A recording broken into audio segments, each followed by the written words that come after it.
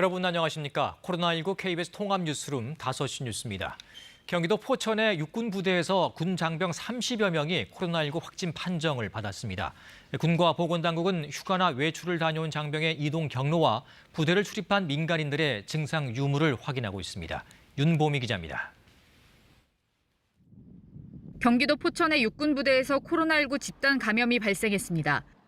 국방부는 어제 병사 3명에 이어 이후 장병 33명이 추가로 확진 판정을 받았다고 오늘 밝혔습니다.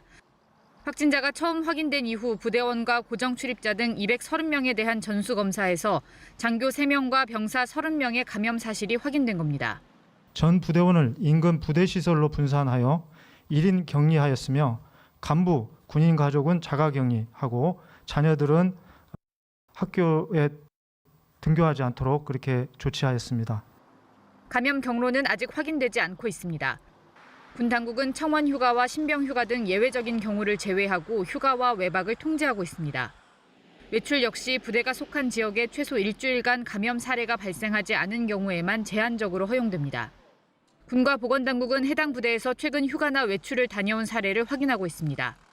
특히 확진된 장교 중 1명이 지난달 26일부터 이틀간 서울에 다녀온 것을 확인하고 이동 경로 등을 조사하고 있습니다. 또 이 장교가 거주하고 있는 부대 밖 독신자 숙소에 대해서도 역학조사를 진행하고 있습니다. 최근 부대를 방문한 민간인을 대상으로도 코로나19 증상 유무에 대해 조사가 이루어지고 있습니다. 군 당국은 역학조사 결과에 따라 확진자와 접촉했을 가능성이 있는 인근 부대원에 대해서도 코로나19 검사를 추가로 확대할 예정이라고 밝혔습니다. 이번 집단 감염으로 국내 코로나19 누적 확진자 수는 148명으로 늘었습니다. KBS 뉴스 윤보미입니다. 동단위에 대한 특별 방역 조치가 처음으로 내려진 부산 만덕동에서는 병의원과 목욕탕 등을 중심으로 집단 감염이 이어지고 있습니다. 지난달부터 이 지역에서 30여 명의 확진자가 나왔는데 대부분 감염원을 알 수 없어 비상입니다. 이슬 기자입니다. 부산 북구 만덕동에서 코로나19 추가 확진이 이어지고 있습니다. 부산시는 지금까지 14명의 관련 확진자가 발생한 이 지역 목욕탕에서 또 1명의 추가 확진자가 나왔다고 밝혔습니다. 이로써 관련 확진자는 15명이 됐습니다. 앞서 부산시는 전국에서 처음으로 행정구역 최소 단위인 동단위를 기준으로 북구 만덕동에 대해서 특별 방역 강화 조치를 내렸습니다.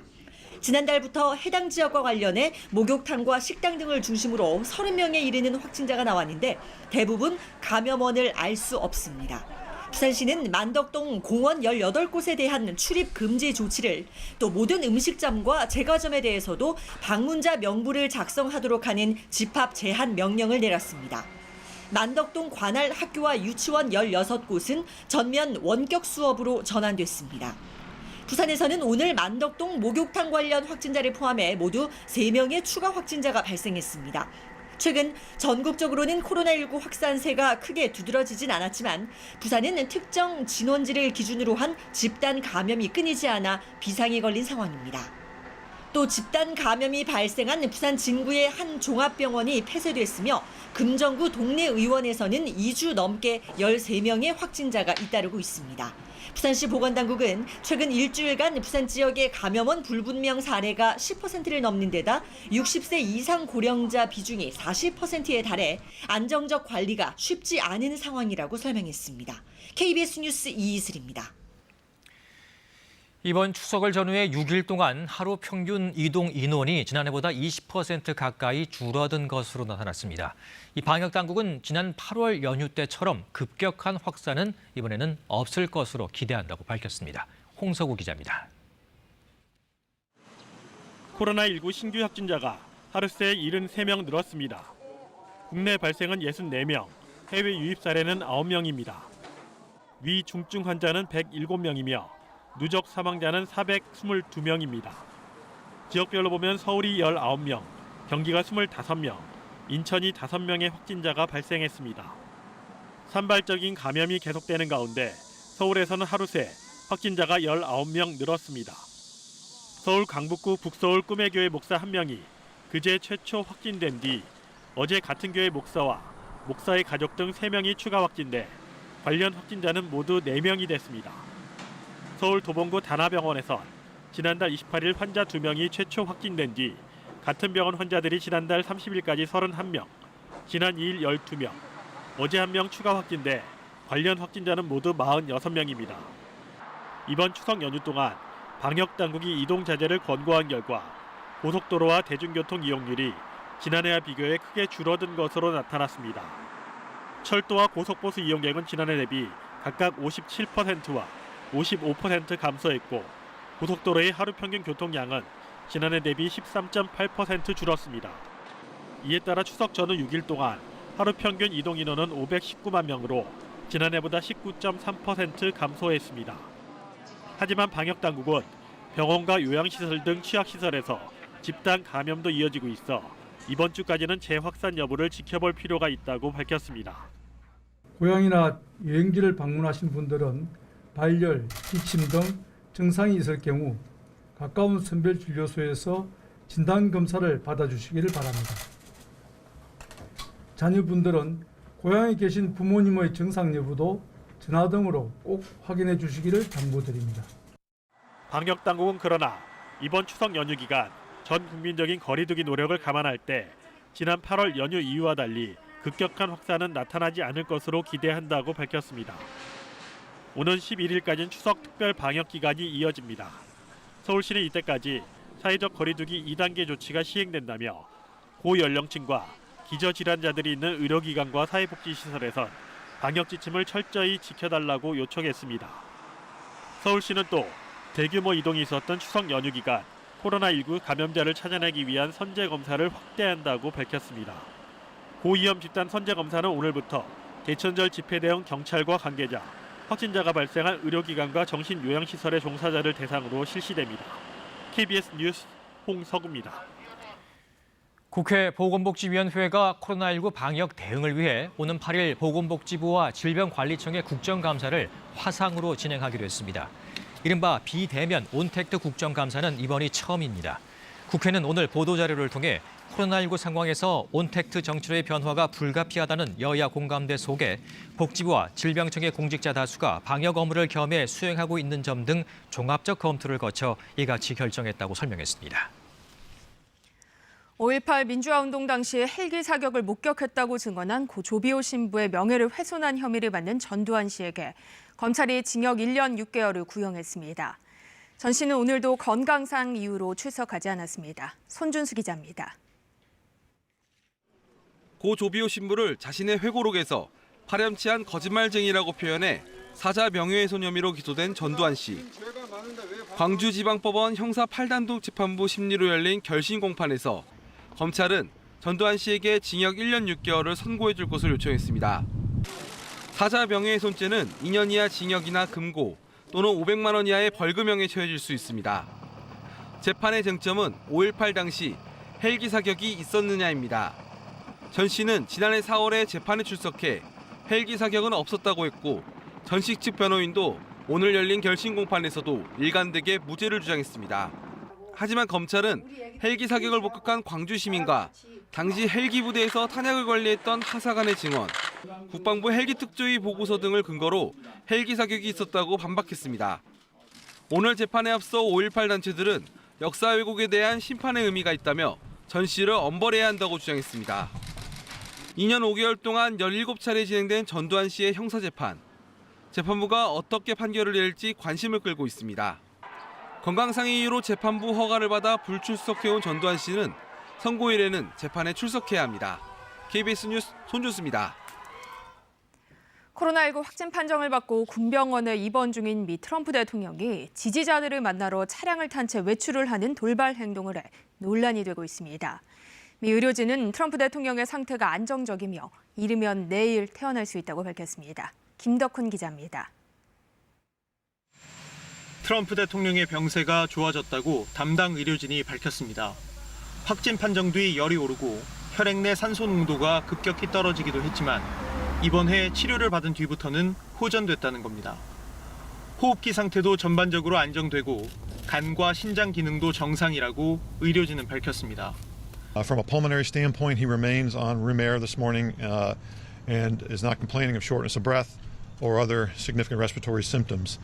트럼프 대통령은 코로나19 치료제로 알려진 렘데시비르를 복용하고 있고 산소 농도 조절을 위한 치료도 병행 중입니다. 현재 상태가 유지된다면 이르면 내일 퇴원도 가능하다는 겁니다. 트럼프 대통령 자신도 상태가 좋아졌다고 한 만큼 조만간 백악관 복귀가 예상됩니다. 이런 가운데 트럼프 대통령이 차량을 타고 외출을 하는 돌발 행동으로 논란을 불렀습니다. 차 안에서 마스크를 쓴 채 기자들과 지지자들에게 손을 흔든 뒤 다시 병원으로 들어간 겁니다. 전문가들은 트럼프 대통령이 일반적인 격리 조처를 어긴 데다 함께 차에 탄 경호원들까지 감염 위험에 빠뜨렸다고 지적했습니다. Masks or no masks, being inside a vehicle that is hermetically sealed circulates virus inside and potentially puts people at risk. 이런 가운데 공화당 상원 의원 3명도 확진돼 오는 19일까지 상원 의사 일정도 연기됐습니다. 조만간 상원에서 에이미 코니 베러 판사의 연방 대법관 인준 청문회를 열어야 하는데 이 일정 역시 영향을 받을지 주목됩니다. KBS 뉴스 김덕훈입니다. 오늘 설악산에선 올가을 들어 첫 얼음이 관측됐습니다. 앞으로 기온이 떨어지면서 설악산과 오대산을 시작으로 이달 중순부터 단풍이 절정에 이를 전망입니다. 박상희 기자입니다. 설악산 정상에 살얼음이 생겼습니다. 나무 탁자 위에도 물기가 얼어 얇게 얼음이 얼어붙었습니다. 해발 1600m, 설악산 중청대피소에서 오늘 새벽 4시쯤 올가을 첫 얼음이 관측됐습니다. 지난해보다 나흘 빨라졌습니다. 야외 순찰 중에 이제 그 주변에서 얼음이 관측되었고요. 얼음 두께는 0.3cm 미만으로 얇고요. 바람이 많이 불고 있어서 체감 온도는 영하 18도 이하로 아주 낮습니다. 얼음 관측 당시 설악산 기온은 영하 1.7도까지 떨어졌습니다. 기온이 내려가면서 단풍이 물드는 속도도 빨라질 전망입니다. 설악산은 지난달 28일부터 단풍이 들기 시작했습니다. 오대산과 치악산도 이번 주 정상 부근부터 단풍이 시작될 것으로 보입니다. 산 전체의 80%가 단풍으로 물드는 단풍 절정은 이달 중순 설악산과 오대산을 시작으로 이후 남쪽으로 내장산, 지리산, 바다 건너 한라산이 다음 달 초까지 단풍으로 물들 것으로 보입니다. 단풍의 색깔은 작년보다 더 아름다울 것을 예상하는 것은 작년보다 일교차가 매우 크게 나타나고 있기 때문입니다. 기상청과 국립공원 측은 코로나19 확산 예방을 위해 단풍 명소에서 방역수칙 준수를 강조하는 한편 온라인 단풍 관광을 적극 권장하고 있습니다. KBS 뉴스 박상입니다. 추석 연휴 전남 화순에서는 무면허 10대 고교생이 몰던 렌터카에 치여 20대 여성이 숨졌습니다. 이 사고를 낸 20대는 다른 이용자의 계정을 이용해 비대면 자동차 대여 서비스인 카쉐어링으로 차를 빌렸습니다. 김정대 기자의 보도입니다.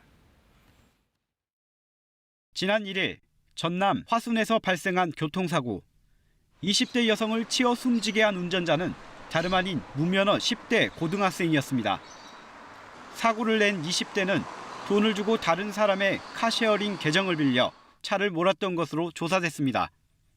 스마트폰 앱에 운전면허 인증이 된 계정을 입력하기만 하면 별다른 신원 확인 절차 없이 차량을 빌릴 수 있는 허점을 노린 겁니다. 면허증 빌릴 수 있는 성인한테 카쉐어링 앱에서 비대면으로 빌렸다 이렇게 진술하고 있어요. 광주에서도 면허가 없는 10대가 다른 사람이 빌린 렌터카를 다시 대여받아 운전하다 차량을 들이받는 사고가 잇따랐습니다. 최근 5년간 10대 무면허 렌터카 사고가 400여 건을 넘어서자 지난달에는 규제를 강화한 법안이 국회를 통과해 시행을 앞두고 있습니다. 다른 사람에게 카쉐어링 계정 등 명의를 빌려주거나 빌리는 것 자체를 금지하는 내용으로 위반 시 1,000만 원 이하의 벌금에 처해집니다. 시대 흐름에 맞게 소카 등 카쉐어링 등 불분명했던 명의 도용에 대한 벌칙 규정을 명시함으로써 불법 대여 행위가 감소할 것으로 예상합니다. 청와대 국민청원에는 10대 무면허 교통사고에 대한 양형 강화를 촉구하는 청원글이 올라와 하루 만에 3만 명 이상의 동의를 받았습니다. KBS 뉴스 김정대입니다. 빈 땅이나 창고를 빌려 폐기물을 대량 투기하고 달아나는 범죄가 끊이질 않고 있습니다. 이 충남 공주에서도 폐기물 수백 톤이 방치되고 있는데 애꿎은 땅 주인만 고스란히 피해를 떠안을 처지에 놓였습니다. 성형희 기자의 보도입니다. 마을 한가운데의 빈 땅에 쓰레기가 거대한 산을 이뤘습니다. 오랜 시간 방치되면서 자풀이 쓰레기 더미를 뒤덮었습니다. 땅 주인은 64살 박종우 씨. 3년 전 전자기기 판매를 위한 창고 용도로 임차인에게 땅을 빌려줬지만 5달 만에 600여 톤의 폐기물이 불법 투기됐습니다. 컴퓨터, 장비 이런 걸 인터넷에서 판매를 한다고 해서 빌려주게 됐는데 와보니까 마당에 폐기물이 발디딜 틈 없이 쌓여 있어가지고 이 폐기물 더미에는 이처럼 비닐과 플라스틱 등 각종 쓰레기가 뒤섞여 있는데요. 이 사람 키의 2배를 훌쩍 넘길 정도로 높게 쌓여 있습니다. 잠적한 폐기물 처리업자는 광주광역시에서도 같은 방식으로 폐기물을 불법 투기하다 적발돼 현재 교도소에 수감된 상태. 처리 비용만 수천만 원에 이르자 땅 주인이 폐기물이 나온 출처인 공공기관 3곳을 찾아냈지만 한 곳만 200톤가량을 수거했을 뿐 나머지 2기관은 정상적인 폐기물 처리 계약을 했다며 수거하기 어렵다고 밝혔습니다. 현행 폐기물 처리법상 해당 업체가 폐기물을 처리하지 않으면 땅을 빌려준 토지 소유주가 책임져야 해 결국 땅 주인인 박 씨가 고스란히 책임을 떠안게 생겼습니다. 행위자가 지금 교도소에 수감돼 있는 상태라 저희가 2차로 토지주한테 조치 명령을 한 상황입니다. 지난해 조사된 전국의 불법 투기 폐기물은 120만 톤. 유사 피해 사례가 많아 폐기물 처리업체에 대한 검증과 보증 보험 금액 상향 등의 대책이 필요합니다. KBS 뉴스 성룡입니다. 국세청이 거주지를 속이거나 집에 현금을 숨기는 등의 수법을 쓰는 고액 체납자 800여 명에 대해 추적 조사를 벌이고 있다고 밝혔습니다. 추적 조사 대상은 국세청이 분류한 악의적 체납자 812명입니다. 이번 조사에서는 특히 1억 원 이상 상습 체납자와 체납자 주변인들의 거주지, 소득과 지출 내역 등 빅데이터 분석을 통해 추적 대상자를 선정했습니다. 명절 연휴를 틈타 가족처럼 기르던 동물을 몰래 버리는 일이 해마다 되풀이되고 있습니다. 이렇게 버려진 동물들은 보호소로 가게 되는데 이 절반 정도는 병들거나 안락사 등으로 보호소에서 생을 마감한다고 합니다. 유기동물의 실태를 정지주 기자가 취재했습니다. 반려동물 키우는 사람이 천만 시대라고 합니다. 서울의 경우 5집 중 1집은 반려동물을 키운다는데요. 자, 그냥 동물이 아니죠. 가족입니다. 그런 가족이 오늘도 버려지고 있습니다. 때론 고속도로 휴게소에, 때론 맡겨두었던 호텔에 그 장소 다양합니다. 그렇게 버려진 채 발견된 동물이 지난해 13만 5천여 마리. 이렇게 꾸준히 늘더니 또다시 역대 최대치 기록했습니다. 승용차 아래 잔뜩 겁먹은 채 웅크린 개 한 마리. 유기동물 단속반이 뜰채로 포획합니다. 번듯한 이름이 있었겠죠. 이젠 그냥 유기견입니다. 그렇게 보호소로 향하는데요. 안타깝게 생각하지 말 못한 그 동물이라고 막 쬐깐할 때는 귀여워서 데려왔는데 주인을 기다립니다. 하지만 그런 행운이 모두에겐 오지 않습니다. 절반 정도는 병들어서 혹은 안락사로 그곳에서 생을 마감합니다. 자, 이 유기동물 다른 지역으로의 이동이 많은 때 급증했습니다. 이 통계를 보면요. 일단 여름 휴가철인 7, 8월에 한 번 껑충 뛰고요. 바로 추석이 포함된 9, 10월에 또 한 번 많아집니다. 지난해 추석에는 연휴 다음 날인 9월 16일 하루 동안에 800여 마리의 개와 고양이가 보호소로 들어오기도 했습니다. 이쯤 되면 동물들 버려질까 봐 명절이 두렵습니다. 자, 그렇게 가는 곳이 보호소입니다. 전국에 280여 곳인데요. 2015년보다 7.5% 정도가 줄었습니다. 유기되는 동물 수는 늘고 있는데 보호소는 줄었습니다. 관리 안 되는 곳도 상당수입니다. 산길 끝에 허름한 막사가 나타납니다. 여긴 전북 완주군이 운영하는 유기견 보호소인데요. 150마리나 되는 개들이 제대로 된 분리도 없이 몰려 있습니다. 여기저기 배설물도 쌓여 있고요. 이런 식으로 웬만하시면 하라니까 나는 이게 다 좋다 생각하거든. 뛰어놀게 같이 약간 물론 싸우고 있어. 자, 하지만 최근에는 전염병까지 크게 돌았다는데요. 마리당 12만 원씩 지원금을 주는 완주군도 이를 알고 있습니다만 사실상 방치하고 있습니다. 여기는 안락사보다는 자연사가 훨씬 많거든요. 여기 봉사자들에 의하면은 싸워서 물림사고에 의해서 많이 죽는다고 말씀. 최근엔 코로나19 여파로 그나마 이런 보호소를 찾는 발길도 끊겼습니다. 덩달아 입양도 급감했는데요. 정부는 유기동물 입양률을 높이기 위해서 2년 전부터 입양비 지원 사업을 벌이고 있습니다. 일단 보호소에서 동물을 입양하면서 인식칩이나 또 중성화 수술비, 병원 치료비 등으로 20만 원 이상을 쓰게 되면은 10만 원을 지원하는 거죠. 내년부터는 더 늘릴 계획입니다. 하지만 이것보다 더 시급한 거는 열악한 보호소 환경을 개선하는 거라고 동물보호단체들이 지적합니다. 환경이 좋지 못하다 보니까 좀 지저분하고 더럽다는 그런 인식이 잘못된 인식이 있기 때문에 이제 센터들을 개선해서 봉사자들도 받고 무엇보다 버리지 않아야 합니다. 현행법상 반려동물을 고의로 버릴 경우 최대 300만 원 이하의 과태료가 부과됩니다. 하지만 마음먹고 또 몰래 버린다면 단속은 사실상 어렵습니다. 그래서 전문가들은 입양 전에 법적으로 동물 등록을 해놓아야 한다 이렇게 지적합니다. 또 끝까지 책임질 수 있는 사람만 분양이나 입양을 할 수 있도록 절차를 까다롭게 해야 한다는 목소리도 높습니다. KBS 뉴스 정지주입니다. 요즘 산을 오르다 보면 야생버섯을 쉽게 볼 수 있는데요. 함부로 채취해 먹으면 안 되겠습니다. 자칫 목숨까지 앗아갈 수 있는 독버섯일 수도 있기 때문입니다. 민수아 기자입니다. 선선한 초가을 국립공원을 찾은 행락객들. 곳곳에 갖가지 야생버섯이 자라고 있습니다. 일부 등산객은 버섯을 식용으로 채취하지만 엄연한 불법입니다. 국립공원에서는 버섯 채취 행위도 금지돼 있고 그 채취를 하기 위해서 무단 입산 행위 자체가 금지돼 있습니다. 국내에 자생하고 있는 버섯은 2,100여 종이 넘습니다. 이 가운데 식용과 약용으로 쓰이는 버섯은 23%인 500여 종에 불과합니다. 2007년부터 10년 동안 발생한 독버섯 중독 사고는 모두 53건. 이 가운데 15명은 목숨을 잃었습니다. 특히 버섯이 많이 나는 초가을 이맘때 등산객이 야생버섯을 먹고 구토와 복통으로 치료를 받는 일이 끊이지 않고 있습니다. 식용버섯과 모양이 비슷한 야생 독버섯은 겉모습만으로는 제대로 구분하기 어려워 함부로 캐거나 먹어선 안 됩니다. 매장이나 시장에서 정식으로 유통되는 버섯 외에 야생버섯은 섭취해선 안 된다고 전문가들은 강조합니다. 벌레가 먹은 버섯은 먹을 수 있다 혹은 화려하지 않은 버섯은 먹어도 상관없다 등의 민간 속설에 의존해서 버섯을 섭취하곤 하는데요. 사실 이런 것들이 과학적인 근거가 없습니다. 버섯을 먹고 두통과 구토가 생기거나 메스껍다면 119에 즉시 신고해야 하고 섭취한 버섯을 가지고 병원에 가야 적절한 응급치료를 받을 수 있습니다. KBS 뉴스 민수아입니다. 코로나19 이후 배송 물량이 급증하면서 정부가 대형 전자상거래 유통업체인 쿠팡과 SSG닷컴, 마켓컬리에 대한 첫 근로감독에 들어갔습니다.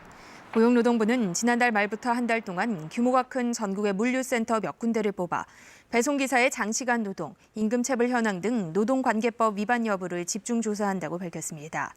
고용부 관계자는 코로나19 영향으로 온라인 주문이 급증했고 배송기사의 노동 환경이 악화할 우려가 있어 진행하는 예방적 차원의 조사라고 설명했습니다. 이어서 오늘의 주식 시황을 KB증권에서 전해드립니다. KB증권입니다. 추석 연휴를 마치고 돌아온 코스피 지수가 안정적인 흐름을 유지하며 1% 넘게 상승했습니다. 코스닥도 개인과 기관이 함께 매수에 나서면서 860선 목전에서 장을 마쳤습니다. 오늘 코스피 지수는 30.11포인트 상승한 2358에, 코스닥은 10.24포인트 오른 858.39에 마감됐습니다. 미국 증시 약세에도 불구하고 트럼프 미국 대통령의 퇴원 임박 소식과 미국의 재정 부양책에 대한 합의 기대감이 오늘 시장에 호재로 작용하는 모습이었습니다. 소폭 오름세로 출발했던 코스피는 외국인과 기관 매수로 점차 상승폭을 확대하며 2350선을 회복했습니다. 트럼프 대통령의 코로나19 확진 소식에 국내 제약주가 강세였고 미국 니콜라의 주가가 3거래일 만에 35% 급등하면서 한화솔루션 역시 9% 넘게 상승했습니다. 현대차와 기아차가 해외 시장 판매 호실적에 힘입어 각각 4%와 7% 넘게 올랐고 반면 SK바이오팜은 기관의 보유 주식 170만 주가 시장에 풀리면서 10% 넘게 급락했습니다. 오늘 원달러 환율은 6원 10전 내린 1163원 40전에 거래를 마쳤습니다. 지금까지 KB증권이었습니다. 오늘 아침 많이 쌀쌀하셨죠? 설악산과 덕유산에서는 이 기온이 영하권으로 떨어지기도 했는데요. 특히 오늘 아침 설악산 중청대피소에는 얼음이 관측되기도 했습니다. 그런데 내일은 기온이 오늘보다 더 내려가겠습니다. 경기 일부 내륙 지역 그리고 강원 영서 내륙, 남부 산간 지역에서는 내일 아침 영하권으로 떨어지는 곳이 오늘보다 더 확대되겠고요. 그 밖의 지역에서도 기온이 오늘보다 낮겠습니다. 올가을 최저 기온을 기록할 가능성도 있습니다. 낮 기온은 오늘보다는 오르겠지만 평년 기온을 밑돌면서 종일 쌀쌀한 날씨가 계속되겠습니다. 이 차가운 공기가 구름을 모두 밀어냈습니다. 오늘 종일 쾌청한 하늘이 이어졌는데요. 내일 새벽부터 아침 사이에는 중부 내륙, 경북 내륙 지역에 안개가 짙게 끼겠습니다. 이후에는 전국이 대체로 맑겠습니다. 내일 아침 기온 서울 8도 등으로 오늘보다 낮겠고 곳에 따라서는 서리가 내리는 곳도 있겠습니다. 낮 최고 기온은 서울이 19도, 청주, 광주 20도, 대구 22도 등으로 오늘보다 조금 높겠습니다. 지금 남해와 동해상에는 풍랑특보 발효 중인 가운데 물결이 3, 4m로 거세게 일겠습니다.